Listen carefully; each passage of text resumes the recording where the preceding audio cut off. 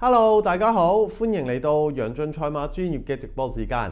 今集想同大家講下星期六舉行嘅色價杯賽馬日啦。咁當晚一共有4隊嘅參戰隊伍啦，亦都有我哋嘅香港隊列陣㗎。成員包括何澤堯、周俊樂同埋霍恒星。咁而另外3隊啦，英愛隊啦就由奧船碧做隊長啦。另外包括埋莫雅同埋麥文堅嘅。歐洲隊就由李慕華做隊長啦。另外包括埋溫羅同埋韋秀基。最後一隊啦，世界隊就由苗傑美做隊長，另外包括埋武豐同埋立伊道噶。咁當晚一共只有6場賽事啦，頭場開跑時間係晚上嘅8點35分。咁當晚亦都係只有2盒 MRT 嘅，分別就喺 S1 第3、4、5同埋第6場舉行嘅。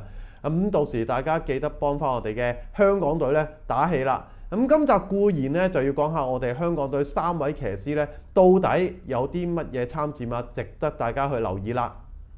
好啦，先講何澤堯啦，佢就喺 S1 第2場啦，呢場色價杯長途賽，策騎隻景妙村上陣㗎。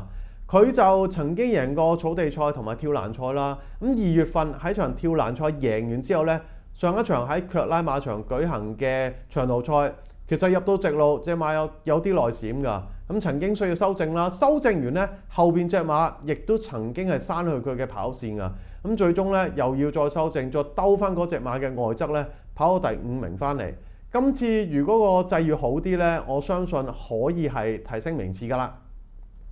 好啦，咁講下霍恒星啦，佢就喺 S1 第3場啦，呢場色價杯挑戰賽，策騎隻黃寶復興上陣㗎。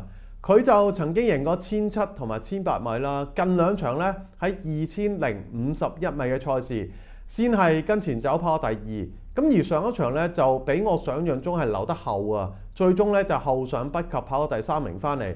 其實呢隻馬過咗終點嘅餘勢都做得好好啊，今次加程應該係對佢係更加有幫助嘅。好啦，輪到周俊樂，我就揀咗 S1 第4場啦，色價杯3歲短途賽。佢就會騎隻風雷告令啊！呢隻3歲馬曾經就跑過5次啦。除咗初出嗰場1004米落地之外，其餘嗰4場全部都入晒3甲㗎。前一場喺場約克馬場嘅讓賽贏咗上一場啦，新市場馬場嘅讓賽，佢亦都係留喺個較後嘅位置啦。最終追過第3名翻嚟，個表現亦都係做得相當唔錯啊！咁我相信呢一匹馬有機會幫我哋嘅港隊增添分數嘅。好啦，今次嘅分享就嚟到呢度。如果想睇翻我其他場次推介記得留意翻我嘅留言板啦。我哋下集再見，拜拜。